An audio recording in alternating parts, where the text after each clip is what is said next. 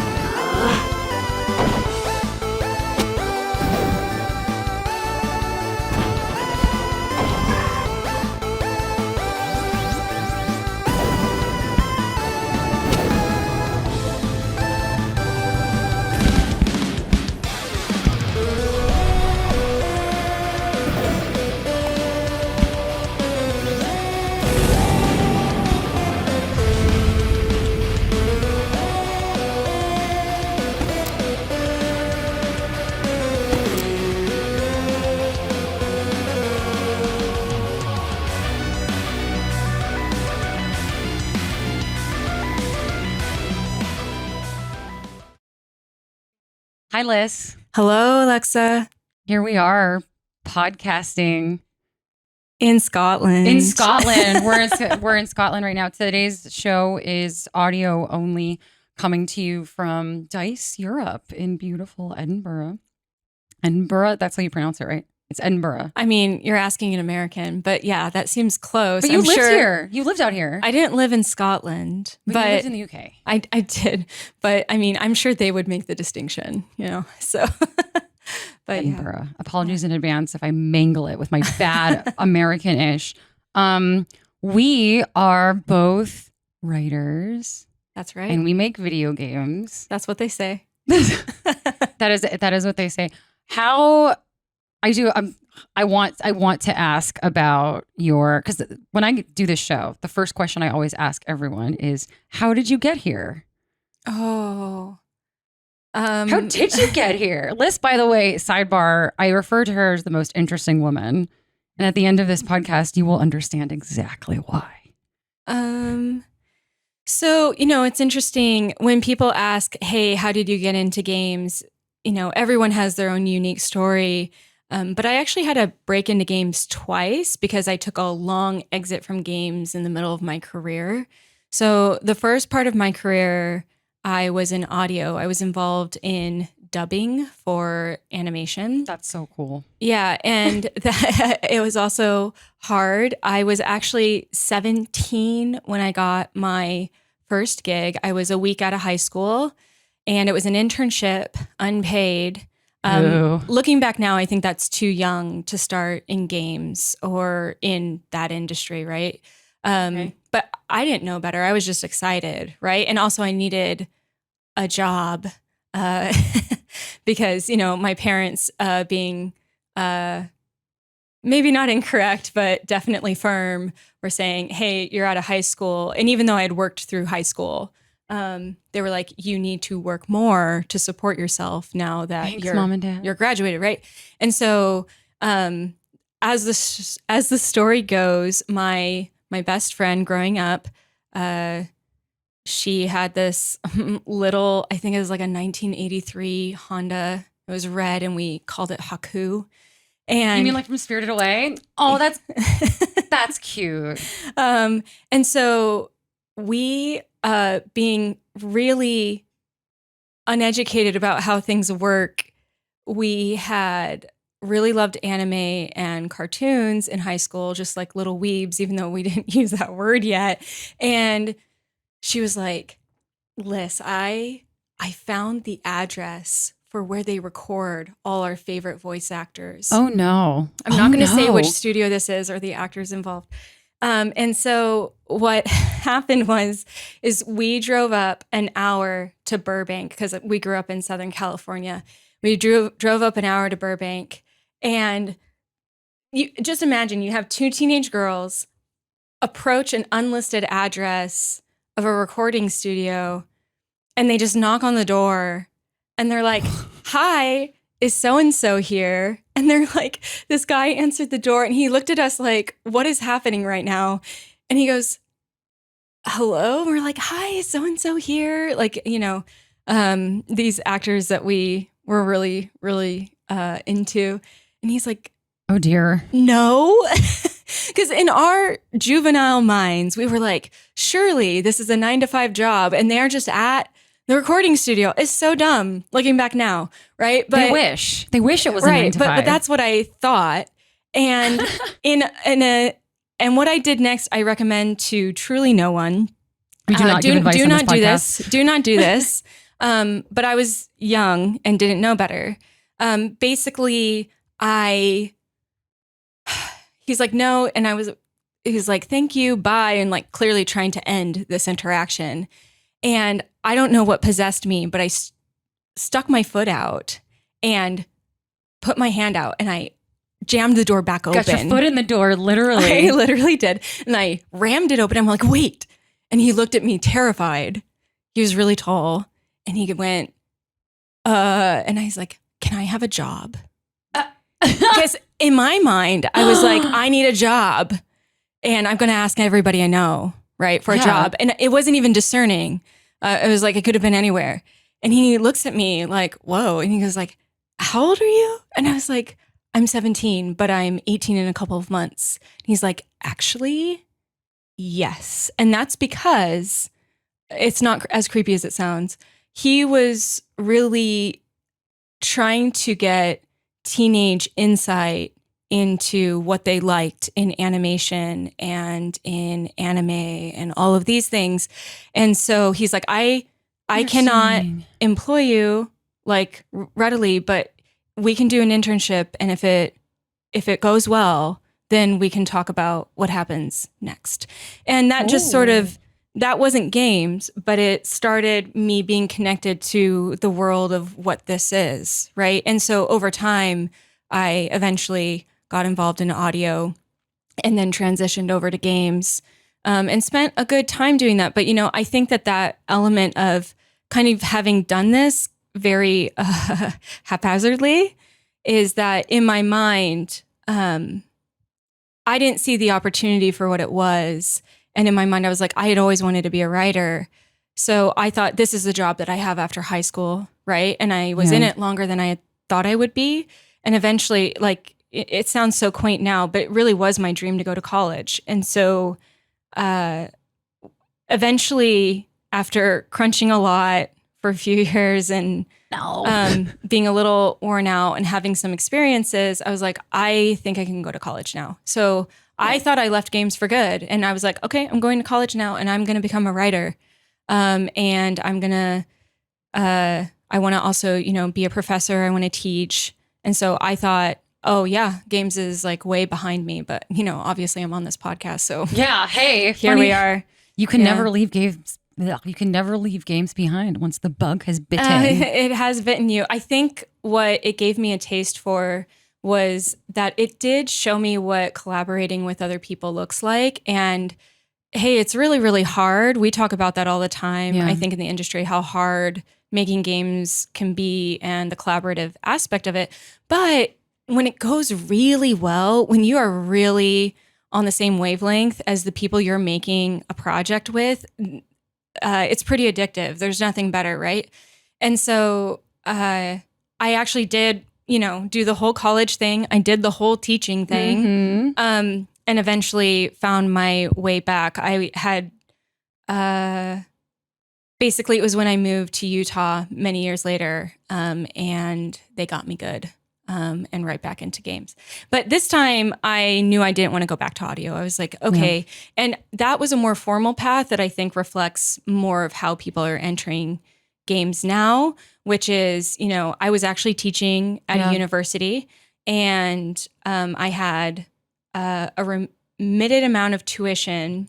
And so I took advantage of the opportunity to do a graduate degree in games, which is kind of crazy when you think, hey, this is a person who's already a developer at one time in her life, who's also a professor in her own right, going back to graduate school in games. But I really, in my head, was like, I want to see what this is.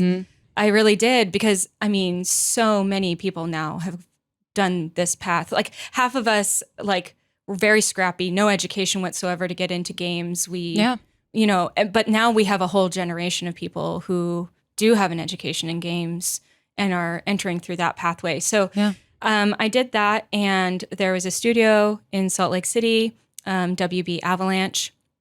And I knew I wanted to be a writer, and the games program there didn't have like a writing track, but I knew what I wanted. So and I hadn't decided whether I was going to fully return to games at that time. I was like, I loved teaching. I loved it. There were reasons why I left it that made the decision really hard. Yeah. But I had one foot in the one door and one foot in the other.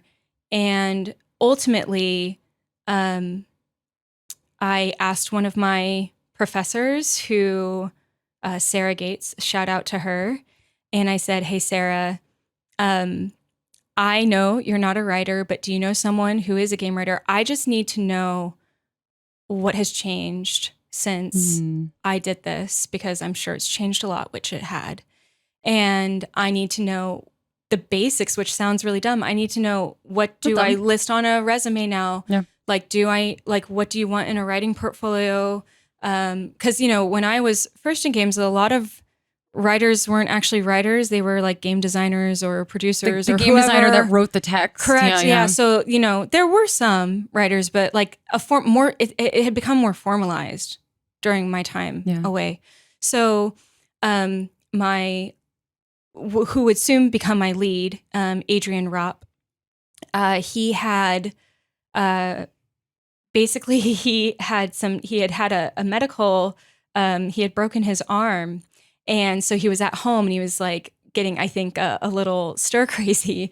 So she connected me with him. She's like, just chat with him. He actually has the time. He's normally like far too busy to actually chat. So this is a really good opportunity. And so we just had a really long conversation about games writing, and we just really, really hit it off. And a few months later, when an internship opened at Avalanche, I was like, here we are again. Back in internship land. Yeah. And I applied for it. So I was in grad school teaching full time, and then starting up at WB Avalanche, which is time-wise the dumbest thing I think I've ever done. But it ended up being very good for me.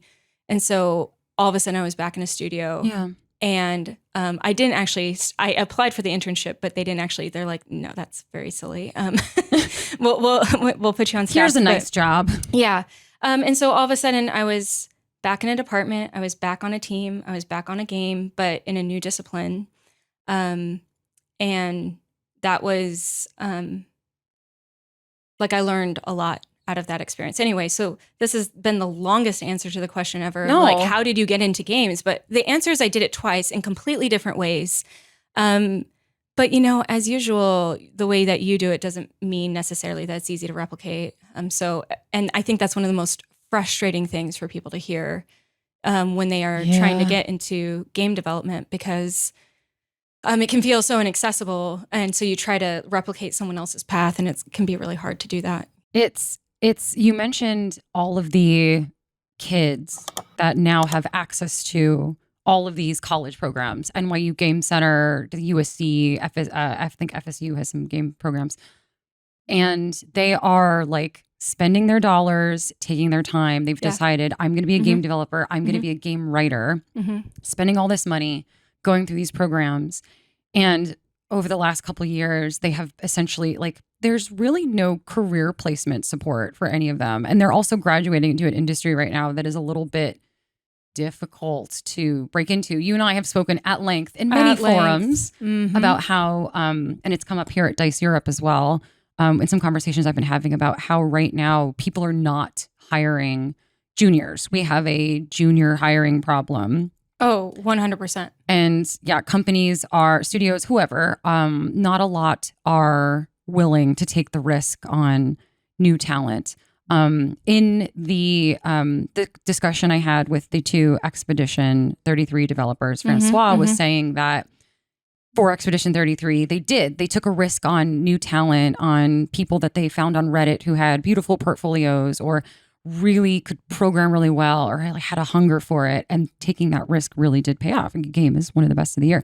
But and I'm sure you feel this way too, when the kids affectionate, the juniors, the entry level that are, trying to find work in this industry, ask us, well, how did you get in?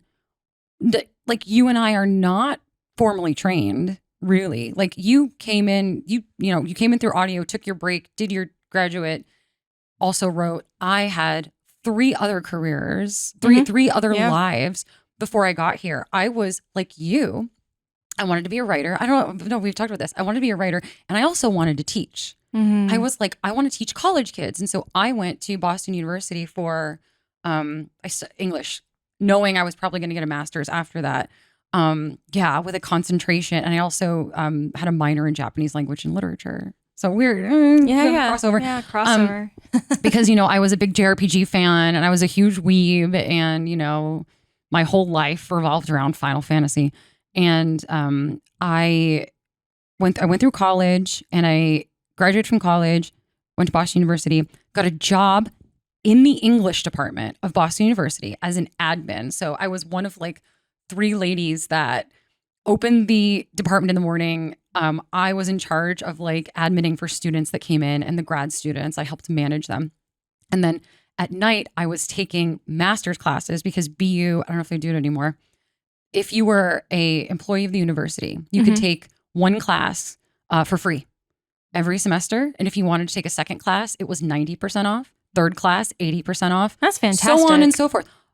Amazing program. So incredible. I'm kind of sad I didn't take more advantage of it, but I took 2 English classes at a time for the 2 years that I was working in that department. So the head of the English department was both signing my paychecks and grading my papers, which was like super de-duper awkward. And I also did part-time work. I did some freelance game reviews and article writing for like some small websites. One called G4. Tiny. Rest in so peace. Little. I wrote for a website called Dual Shockers. That was again 1,000 years ago. That was an experience. Derogatory. Anyway, I was doing that, and then the Polygon had just formed, and they had openings. Make a long story short, they had openings and were like, anyone apply. We're looking for junior writers. And miraculously, of the hundreds of people that applied for this job, they picked 4 people, and I was one of them. Yeah. So I was part of Polygon's launch team. I got poached by GameSpot in 2014. And I had a chance encounter with Hajime Tabata, director of Final Fantasy 15, Final Fantasy 7 Crisis Core, Final Fantasy Type 0. There's a pattern here. And I got to know him really well because I kept interviewing him for press shit. And he looked at me one time, we were saying goodbye, and he's like, you should not be writing about games. You should be making games. You have a really good eye for this. And I was still writing at this time. I had written loads of fan fiction. It's gone from the internet. Don't try to look for it.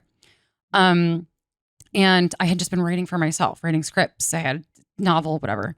And I was like, you know what? Sure. And I don't really know how I did it, but I flipped my entire career over within the year.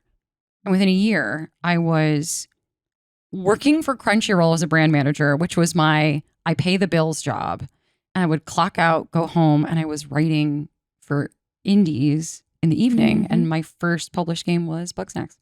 Yeah, it happens really fast. It happens really fast when those changes happen, but you do have to learn how to roll with them, right? Because, during my time as a professor, you get all this information and faculty trainings and all sorts of things trying to tell you what the youth are going to be like. Yeah. Although I feel like it's not meant to be condescending, because actually a lot of people who are in college now are adults returning to college. Yeah. It's actually universities, especially in the United States, are changing a lot. Like I still teach usually about once or twice a year, like a semester or something. And so busy. Yeah, but it's because I like it. I do it to myself. But I've noticed that, I have high school students, and they allow them now to take actual college classes for credit while they're still in high school. So, their classmates may not know, but there's a 15-year-old who's, taking Shakespeare or taking, jealous, an upper level class alongside a 40 or 50-year-old who is returning to school, or, along with, the standard age 18 to 23-year-old undergraduate, right? Yeah. So upper education now, at least on the university level, is it's becoming much more diverse age-wise. And I think that's actually a good thing for people to be able to learn from one another in that way. But it happens really quickly. But anyway, the whole point of that is, they say that on average, they would tell us all the time that on average now, younger generations will switch a full career like 3 to 4 times in their lifetime. And honestly, I was like, yeah, well, it seems like I'm actually on track. But I think that is reflective of the world that we live in right now. It's actually very rare for even us to meet someone who's been at a company longer than a decade, even in our own industry. Like, the days of our parents and our grandparents who spent their full career in one place, that can feel like such a rare thing to see now.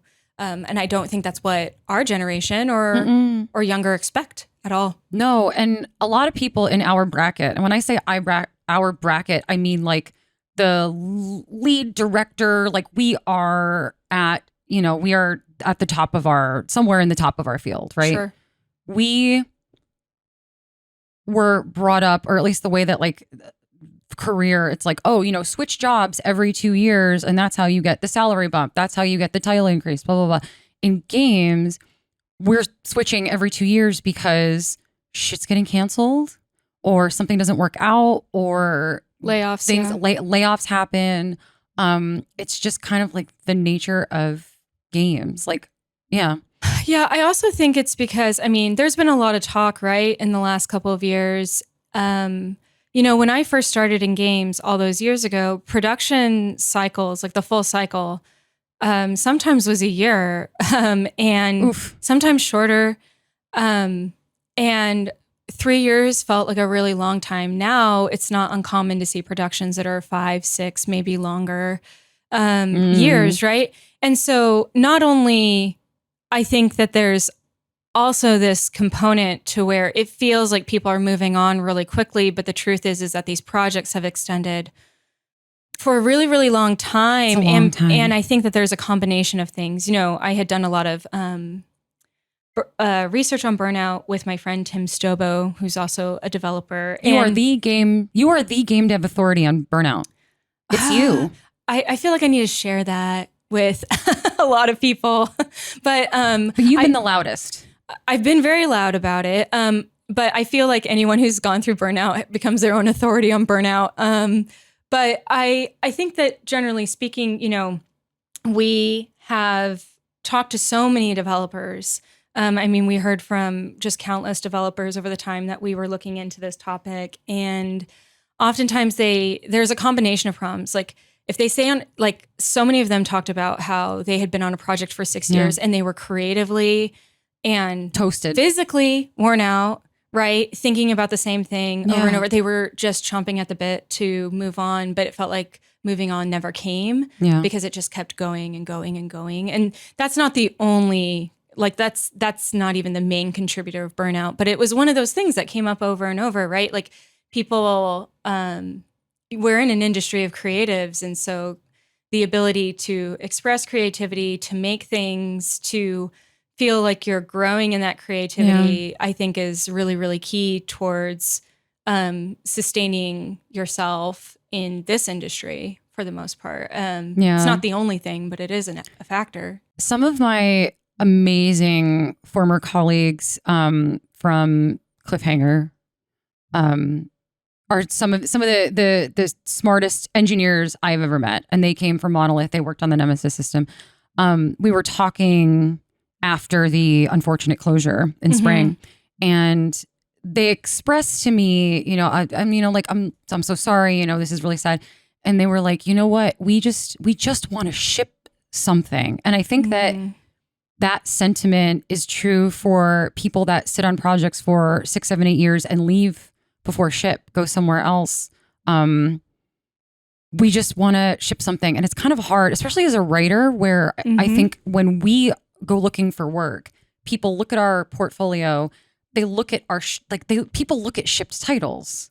Yes. And it's like, if you only have, 2 shipped titles in 7 years, it's like, oh, you only shipped 2 titles in 7 years. Yeah, but what you don't know is that one of these dev cycles was like 5 years of your life. And that's a long time. It's a long time to be in one thing. But also, I think uniquely as a writer, maybe I think artists might feel a little bit this way too, is you're not really building your portfolio of published work if you're sitting on something for 5 years. And that can get frustrating. And I wish more people understood that. Yeah, I mean, right. It's kind of, double-edged sword. Yeah. I mean, well, most developers, the rush of announcing a game, you get so excited. You're also nervous, you're announcing a game, and one, you're really happy to see how it's being received, right? There's excitement, but half of the excitement is just the relief of being able to talk about it at all. Like acknowledge what you're doing, be able to say what's happening, and what you've been spending your life on, right? Like that's like a huge part for people. But, I do hope that this, that sort of point of view that some people have about looking at projects and saying, okay, we're going to look at this candidate and we don't see what they've been doing over the last few years. I'm hoping this is not something, the layoff situation that we've been dealing with for the last couple of years, the terrible cancellation of so many games, the closure of so many really important and storied studios, big and small. I'm hoping now that we can acknowledge, hey, this person may not have shipped a game because for forces outside of their control, they were not able to put that there. And so I'm hoping that grace gets extended because there are so many developers, many way more talented than me who are like, hey, I feel like I was left holding a bag and how do I represent this into the future? But because it's been like a collective industry experience, I think perhaps it will, I'm hoping that will change. Yeah. Cautiously hopeful. I wish that for selfish reasons, I wish that when a project got canceled, you could put that stuff in your portfolio, that you could talk about it. Because again, not to bring up my most recent trauma, but with the cancellation of the Marvel project, I love some of the writing I did on that project, and it will never see the light of day. And I can't even submit that as a portfolio sample if I'm applying somewhere else or if I want someone else to consider me, which blows. And I know we know more than a few writers who unfortunately have been kicked from canceled project to canceled project to canceled project, who are like, what the hell am I supposed to show people that I can do my work? So that's my hope for the future. Let's talk about something not so depressing. I feel like sorry, folks. You, Liz, the thing I love about you is you so desperately want, you show up for your community, your game dev community, your writing community, and you are actively trying to make it better. Your research on burnout, like you do a lot of mentoring. You participate in moderated this beautiful discussion about institutionalized knowledge here at Dice Europe, which is so cool and necessary. I think that it really, I think something that a lot of developers, I wish a lot more developers would do, especially at levels above us, is take the time to do that, to get into the trench with the community, mentor, give advice, do stuff. Well, I mean, I can understand why, because at the end of the day, it's a huge investment of time and energy. And I mean, if burnout taught me anything, it's that you have to learn how to say no to things. And this is true. Yeah, Alexa, I gotta learn how to say no to things. No. But generally speaking, I think that I don't think that work-life balance is actually the right term for it. I think just trying to be like, hey, I'm going to step back from my life. What are the actual priorities I have? What are the things that are important to me? Yes, work is a part of that because it can facilitate or destroy all these other things that are important to me. And so some people have kids that's understandably their priority, or there's other things that they care about. We have a generation of developers, and I experienced this, who, they can't participate because, we're starting to have parents who are aging and we have to take care of them. Mm-hmm. I took care of my grandmother as a caretaker for the years during COVID. And that was, it took every ounce of my energy to do that. So, I do give people a pass when jumping in the ring. I don't, for me, I think that I do deeply care about my community, and I thank you for the compliments, but honestly, I get what happens is usually I go through something or I experience something or I see something and I'll be like, and I'll come up with a question. I'm like, why is it like that? And the academic side in me that didn't exist during my first round in games can't help itself and is like, you know what? There's got to be some research about that. I bet someone's looked at that, right? This is how we ended up doing 2 talks about feedback and collaboration, because during my time, in the English department, I had training every week. And then when I was in graduate school, I was required to take all these pedagogy classes, which, for those who don't know this highfalutin term, pedagogy is basically like how to teach, like best practices with teaching, essentially. Yeah. And so, I realized, that really opened my eyes when I had done all of that, because I realized, like all the ways that I had learned to do feedback, to give feedback, to receive feedback, how to work with students, for example, my assumption is that it was the same, but there was actually all these new ways to do things. When I came back to games, I was like, wow, they're still doing it this way. And I don't blame them, because I am so grateful for scholarship. I loved my time teaching, but we're very, very bad about taking everything that we have learned or that we're conversing about and taking it to our wider communities and saying, hey, like, if there's anything here relevant for you, like, it needs to be applicable. And so I was seeing like how feedback was being done in studios, and I was like, yeah, I recognize this. And it's not that it's not working, but I think it could be better, mm-hmm. right? So what can we do there? So, here I am again, dipping back into research about feedback and collaboration with you. And so, that's how it starts. And, but it's usually very personal, like, burnout, I think, for anyone who has experienced it or has had to try to help developers in their studio or friends who've dealt with burnout. It can be such an insidious thing in a person's life. It can be really destructive.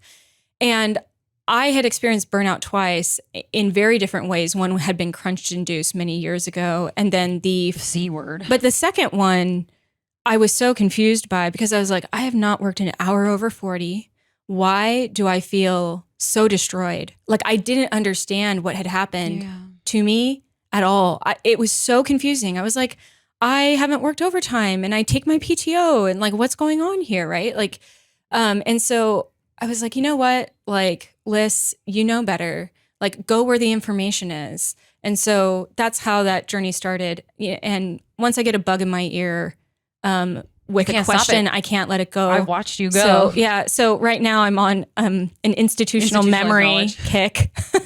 I love that though. That's such a let's talk about that, because this, Dice Europe is not recorded. If you want to chat about it briefly. Oh, sure. Why? I'm just going to give you the floor.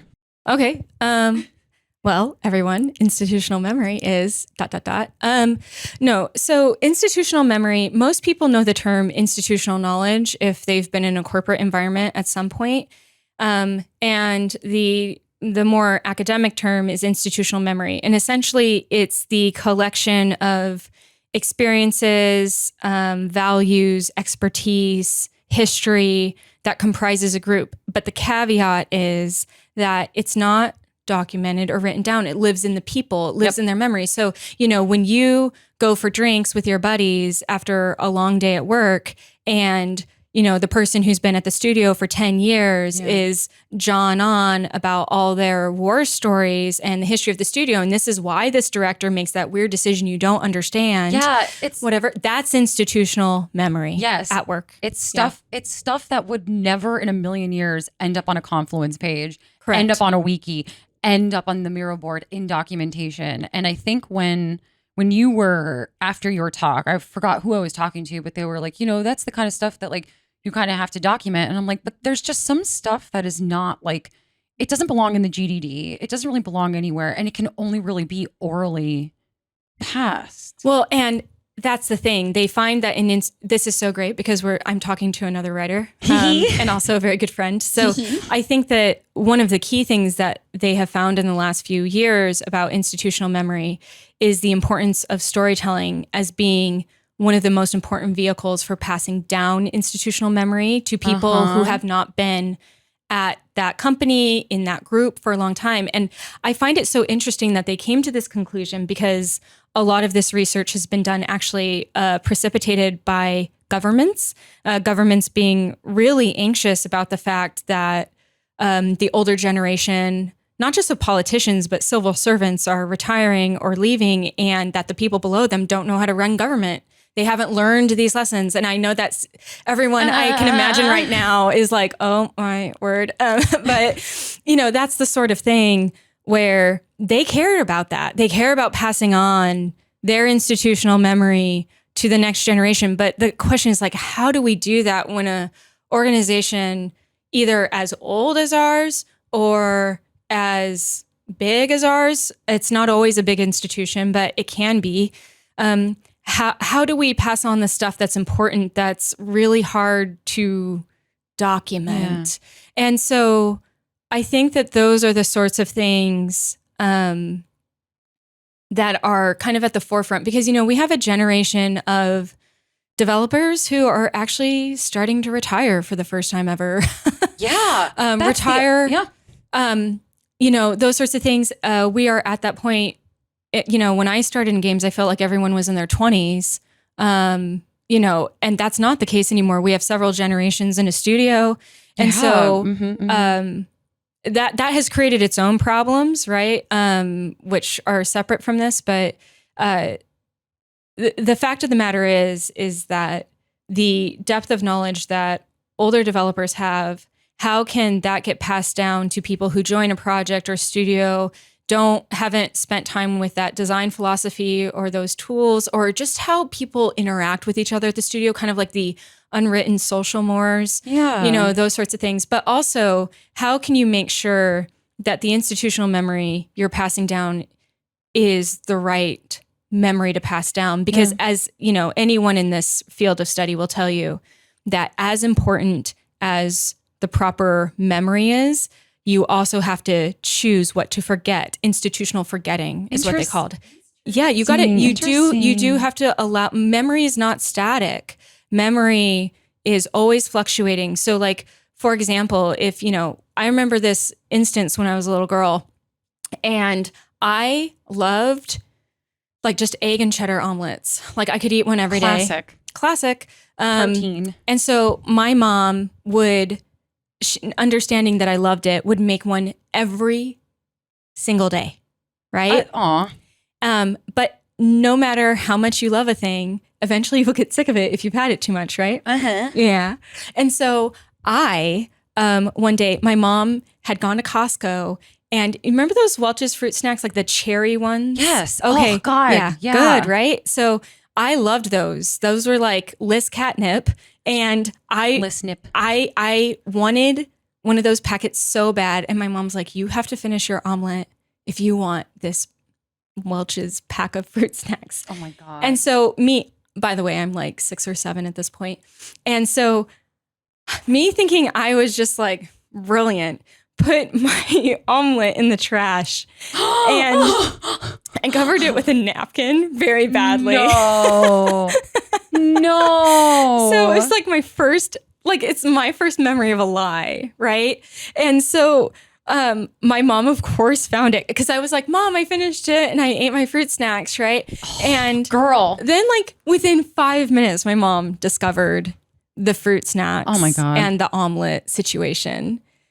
And essentially Poor now, Mama Moberly. Why do I share that memory? Because the way that I look at this now as to how I looked at it then has changed. If you had asked me a month after the omelet incident, I would talk about how I'd been grounded for the first time ever, traumatically for 2 weeks and couldn't spend time with my friends or play outside. You wasted an omelet. Because I lied. How many eggs to were my that mother? Omelet? Eggsless. It was probably 1. Oh. I was little. But like that was my memory as a kid of like, oh, I got punished for this thing that I did and I learned not to lie because it will make my mom mad.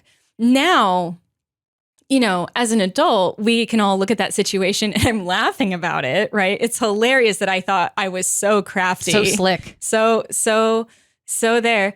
And, but I also see now what my mom was trying to do, right? Yeah. She was trying to teach me like how to be honest and how to be, to say, hey, if you want the thing you enjoy, you also have to take responsibility for the thing that you in front of you, right? And so, memory changes, the context of memory changes. And I bet some of the details of that experience are like that I may have changed them over time because time can alter your perception of things or the events as they happen. This is why eyewitnesses in court cases are extremely unreliable. Yeah.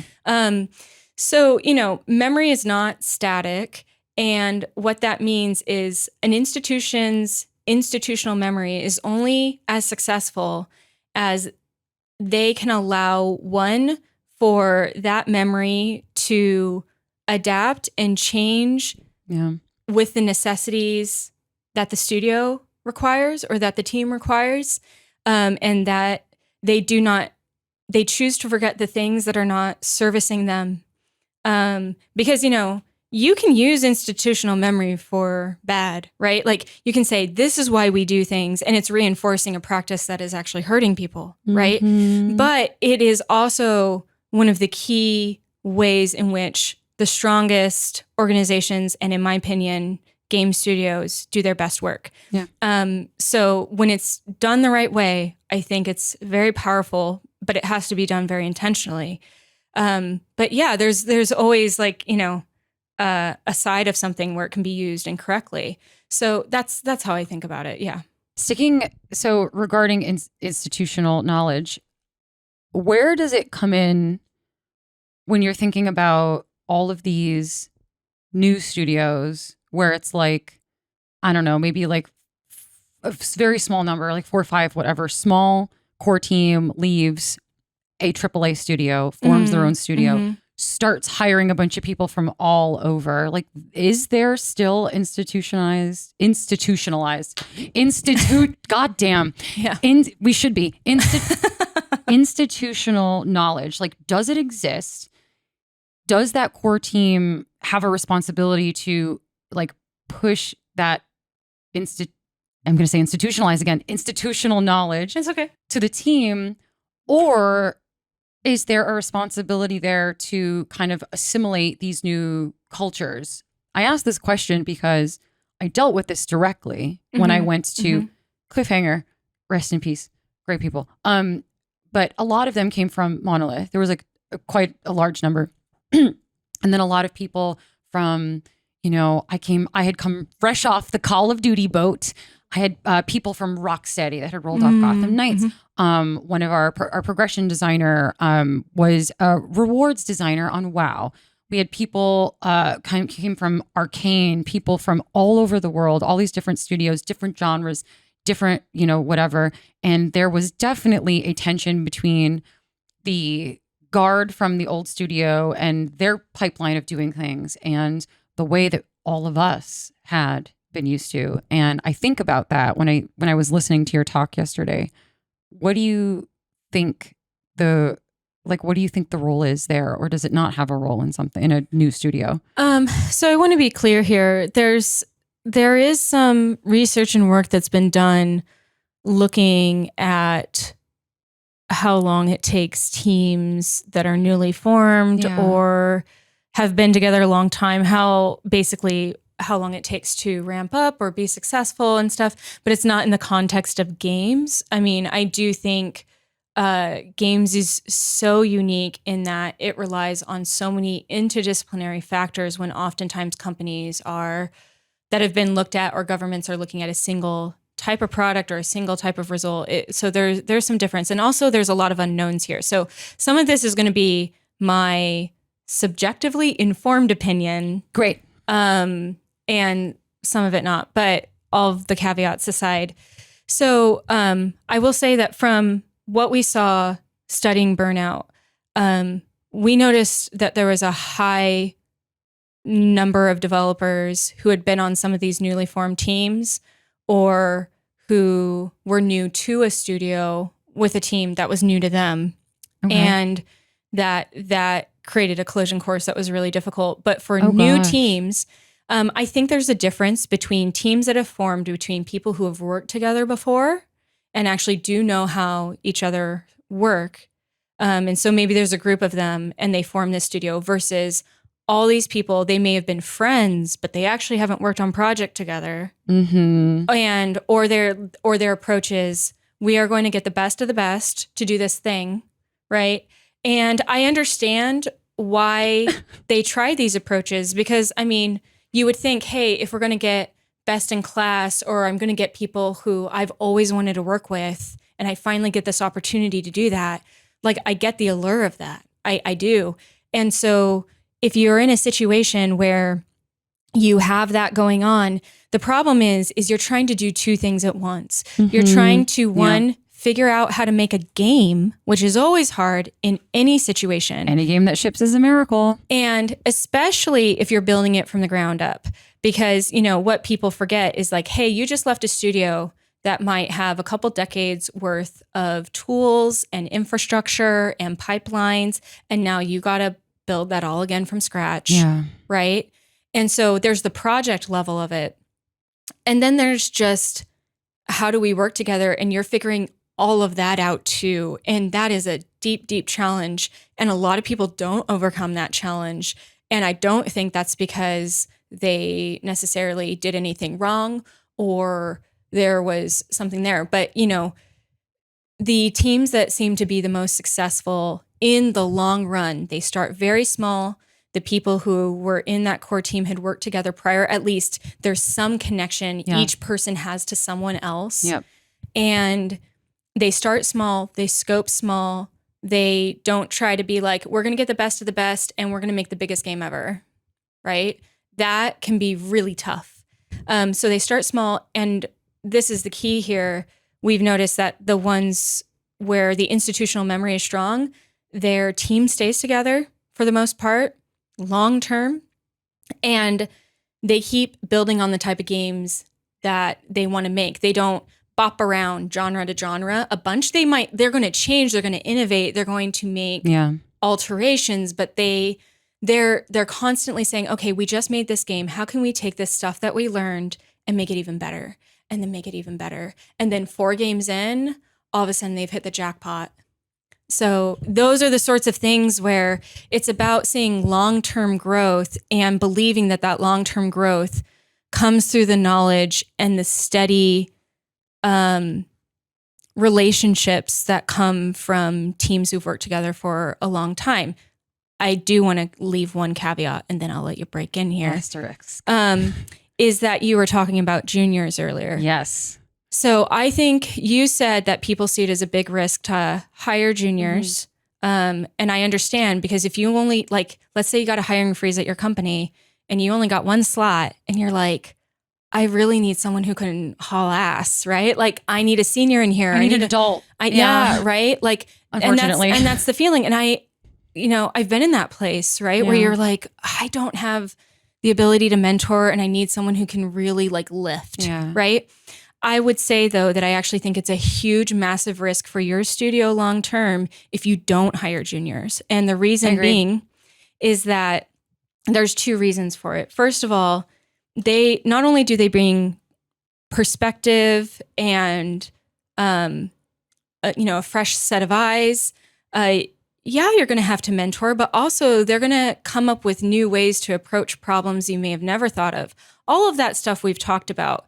But what we are also seeing in studios that was mentioned in all the burnout conversations and that we're seeing in institutional memory is that these studios that have been around a really long time that seem to be combusting from the inside. And everyone's like, what is going on? Why is this happening to everyone?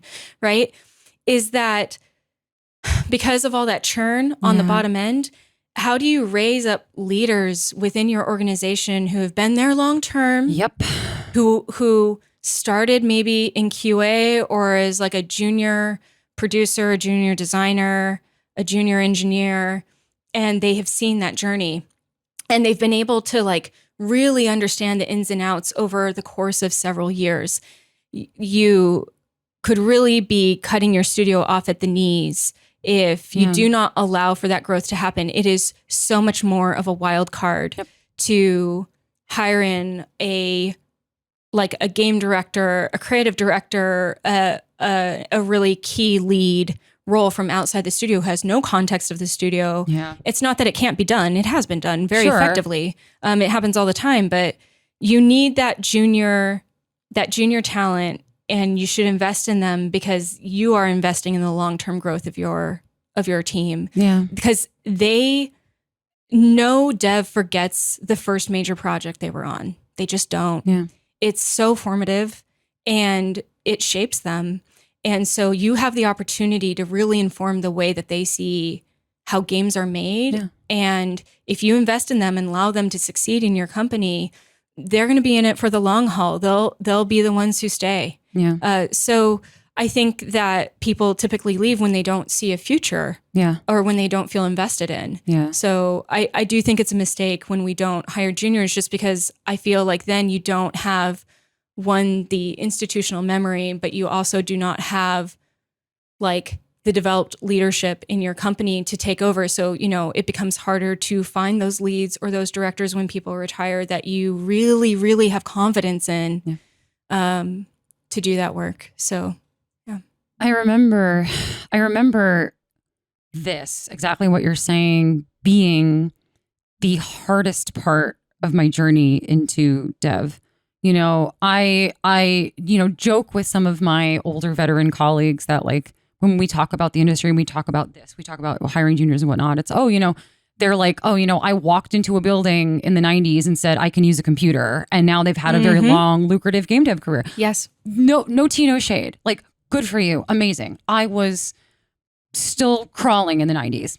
So, but for me, it was extremely difficult. I remember very specifically applying to, I had an indie, I had Bug Snacks under my belt at that point. I was a story editor. And then I was working on an indie game that eventually shipped, Aztec Forgotten Gods. Shout out Studio Lienzo in Chihuahua, Mexico. And at the time, the only way forward I could see is like, I need an in-house AAA job. Otherwise, no one's going to take my resume seriously. Like, this is what I have to do.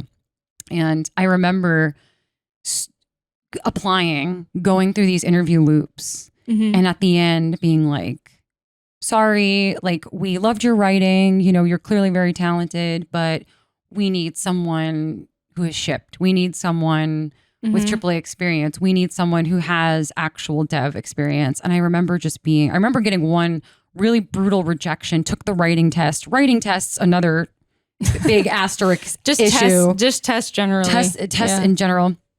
Although I do find, I don't know if you have found this, when you get to a certain level in writing, people don't give you tests anymore. I actually, I have a spicy take, and I actually... Spicy take, go. I understand why people disagree with me, by the way. I see the perspective that people share here. I actually feel that the people you need to test the most are your seniors, your leads, your principals.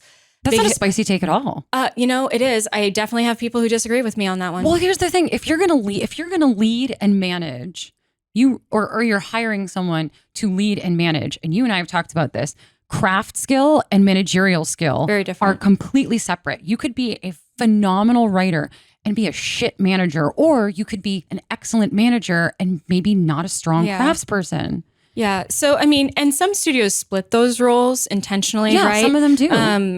But some don't. Yeah. And so if someone is basically interviewing for a role, that to me is like, if you are going to have a large downstream effect on other people below you, and I do count seniors and principals in there because, the staff looks to you as an example. Yep. They're going to go to you for advice. There's a lot of cultural power that they have. It's very easy to look at a resume and be like, hey, like, look at all this stuff they did and think that, well, they must be good.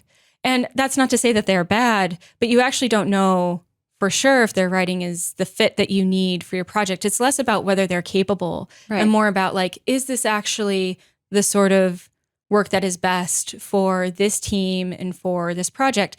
For juniors, associates, I don't expect that high level of execution at that point. I know they're going to be mentored. So to me, it's more a question of like, do you have the mindset? Do you have the ability are you teachable? Are you eager to work with other people? Yeah. Or, so to me, it's like, hey, I can see how people are like, well, they're young and they're unproven, so we need to test them. But there's very rarely is there anything that the test is going to show me that the portfolios don't. That the portfolio didn't. Yeah. I vastly prefer evaluating younger writers or junior writers on their portfolio anyway, because if you show me range, it shows me that you can adapt to any tone, and it doesn't really matter what the tone or what kind of game we're writing is. Mm-hmm. If I can see that you are adaptable, okay, cool. I don't care if, your sample is not in the tone of Call of Duty, for example. My first in-house AAA job was on a Call of Duty because Stephen Rhodes, shout out, saw my writing, talked to me, loved my work, and was like, yeah, I think you can absolutely write a World War II story. And spoiler alert, I had never played a Call of Duty in my life up to that point. I don't know if I ever said this publicly, but now it's out there. And it was because I was adaptable. And that's why I think writing tests can sometimes be either false positives or just a bad representation. Yeah, I think when it comes to the test, and I do want to clarify for like seniors and leads, I've been in a situation where someone was hired into one of these high roles who had done a lot of good work on a lot of good projects, but it had actually been a long time since they were doing substantive amount of writing or narrative design. And, you just, that their work is going to be held up as the example for other developers below them, but also, you just want to make sure that where they are now is exactly what you need. Yep. And so I do hold them to a higher standard than I hold juniors and associates to. Yeah, that's fair. That's absolutely fair. And so I think that the impact that they have on a studio is so much larger. And so I think that is, but I do understand the arguments for, like, I understand why seniors would come to the door and be like, hey, haven't I done enough at this point? Like I have given 10, 15, 20 years of work, like how much more do I need to prove to you? I think that it would also be way more palatable, not just for writers, but just for any discipline in our industry where tests are really common. If they were not an imposition on time or energy. Yep. I think that this would be less of a conversation if that were true. Of course, I feel like this tests as discourse comes up at least once a year. And more than once. Like the tests, use of writing tests in the discourse has been coming up more and more often over the last couple of years, especially since like some of these are like, I'll never forget, I got a 9-page test for an unnamed developer. And they were like, please try to complete this within 4 hours. And I was just like, what? Like, I am gonna, like, it's gonna take more than 4 hours, but also that's 4 fucking hours of my life that I'm not getting paid to create this stuff. And also, if you do the test, most places can use stuff from your test because it is theirs after you hand it in. Yeah. So it's like, you know, if I have to, for example, like, I don't know, name a bunch of objects, you hand that in, they could be like, yep, we're using this, and like putting it in the game. Not saying everyone does that, but that's like, I don't know. It's such a weird thing. It is. I mean, and I think what's really at the heart of it is that people are like, we know that any person you add to a team is going to change how that team feels, how it runs. And it feels like a risk every single time. And you want to make the right bet. You want to make the right choice, because for every person you say yes to, there are several more that you said no to, right? More than several. Right? Many. And like, you know, it is hard to say no, especially when you have a lot of people who could do the job, right? So you do want to be fair, and you do want to be thorough. And that level of assessment, I don't think that the answer is no tests, no assessment, no gauge. But I do think that we could all, including myself, be more thoughtful about how we look at candidates, what we consider to be pertinent, how we engage with them in ways that are meaningful, to actually say like, hey, do I feel like our work would work well together? And then do I feel like us as people would work well together? Yeah. Those are two separate things, right? So, I think that generally speaking, I think that, you know, we've all seen it to where, you know, a team that didn't get along, you can feel it, and it impacts so much of what happens on a project. A project I've seen very successful projects ship where the teams were incredibly fraught, but you know, you feel like you're just eking out every single moment when that's happening. And on the contrast, when you're on a project where everyone knows how to work together, they enjoy working together, and they could keep going. I was really struck by the Silk Song developers and their interview recently about how they took 7 years because they were just having a ball. Like, you know, they're having a good time. The dream. And meanwhile, while all of us are being like, oh, when are you going to finish this? Because we want to play it. And it was really refreshing to me to see some people who were having a really good time making games in the midst of this very difficult time where it feels very hard to see what's happening in the industry and feel like a lot of joy. Even as important as it is, it can feel really hard sometimes. You can also tell when you're playing a game, no matter how big the team was, you can tell if they enjoyed making it. Like, you can tell the same way that, you know, when you look at a painting or read a book, you kind of get a sense of the author's emotions or where they were pulling from when they were writing. And I absolutely can tell. Like, I've played Silk Song. I'm like, they did have fun making this, playing, not to mention Expedition 33 for a gajillionth time, but they had fun making that game. I think of, I just finished Donkey Kong Bonanza, which is, it's very long. It's a very meaty game, very dense, but you can tell that the developers had so much fun finding this and tweaking it and putting these mechanics in. Like, it truly feels like a product of, like, not glee, I almost said gleeful children, but aren't we all somewhere in there with games? But just these people that were like so excited to make this thing and tweak it and make it enjoyable. And it resulted in a, very enjoyable experience for me and for dozens of other people. You can tell, it was Shigeru Miyamoto, right? That said a bad game is bad forever. Was it him? Perhaps. I remember the quote, but not the author. But like you can tell, and I'm not going to name any game names because any game that ships is a miracle, and all of our peers out there are doing great work. We are doing the best with what we have, and we're all in this together. Mm-hmm. But you can tell when you get something, you can almost feel the pain that they went through, and that makes me sad. And I know, the capital D discourse is always like, oh, it's because studio leadership did a table flip or shareholder value or, everything just wasn't working and you had to just toss it out and start over, or you had one bad apple somewhere, or institutionalized knowledge was lost. There was too much churn. There was layoffs, all of those things. But you can tell. And I think that it's okay to have fun, right?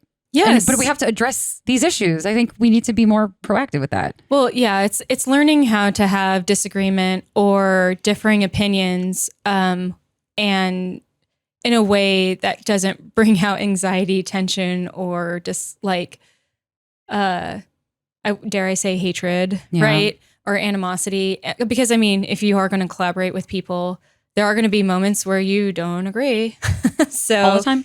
And it's learning how to navigate that. And if you can learn how to be with a team where you can all, that when you disagree, from that moment, you believe in them so much that you're going to find a solution with these people. Yeah. You're like, it's okay that we're going to disagree because these are the people I want to be in the ring with. And so then it feels just so much more tangible to be able to get there. And it's a very different thing when you're like, oh no, I disagree with this person. And will I lose my job if I tell them that I think this is a bad idea? Right? Those are completely different feelings. Right? And so how do you collaborate in that second scenario with when there's any sort of fear about bringing these things up versus like, okay, yeah, we got a problem and that is something we got to solve and we definitely need to address it. It's not great, but you know what? If I had to have a problem with anybody, these are the people I would want to figure that out with, right? It's called cross-disciplinary collaboration, Woo-hoo. Which was the subject of our, oh my God, what year is it? Our 2024 GDC talk? It's a good question. It's so recent and so long ago. I think it was 2023 and 2024, I think. Yeah.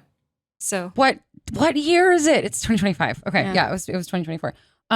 That's another, I think, skill that you and I in our talk, and you and I have talked about this a lot, about how with writing, it's a little more difficult a skill to kind of learn, because writers, if you are a screenwriter listening to this, looking to get into game writing, you and I get a lot of questions from people wanting to come in from that side of the industry or coming from, I don't know, like literature or whatnot, comics.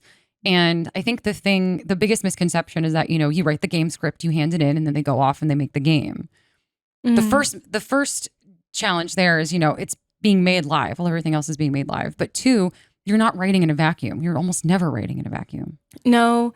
I think that for, at least in the case of screenwriting, I've learned things from people who have come over from academia into games, people who've come from screenwriting, people who are novelists. Like when I was at Obsidian, there was a lot of former novelists on staff. And, I learned a lot from them, and I do think it enriches their craft. And I think we need all of that. I think that that's the hard thing. The animosity between screenwriters and the narrative side of the games industry, game writers, is I think that, there's a feeling of like, hey, we worked so hard to be taken seriously by this industry. Even in here, it took a lot to get to where we are in games to where story is important and given the gravity that it deserves. And then feeling like we were boxed out of certain places that didn't take us seriously because they saw us more as toys and they saw us as, something worthy of either, dare I say, art or at least a product worth investing in. So I think what happens is we see the sacrifice that so many of our peers have made in order to get us to this point and that we have personally experienced. And then it's hard to see someone just waltz in from another industry and people give them the latitude or gravity that we felt like we had to fight for. We had to pay in blood for. That said, I think that I've worked with many screenwriters on projects who ended up being fantastic to work with. Mm-hmm. Shout out to my friend Tom Dibble. I think that generally speaking, what matters is that I think we should welcome writers from anywhere, but anyone, including if I went to another medium, if I decided, hey, I want to break into something out of games, I need to understand that I need to start at the bottom. Mm. I need to learn from people because I don't know what I don't know. Right. And I think that is really the reasonable ask, is that when they come in, they when you see someone come in from outside the industry and put in a top leadership position, but they've never had to coordinate with another design department or the art department or whatever else, that can be incredibly frustrating. And hopefully it'll work, but there's actually a really high chance that it'll be very difficult.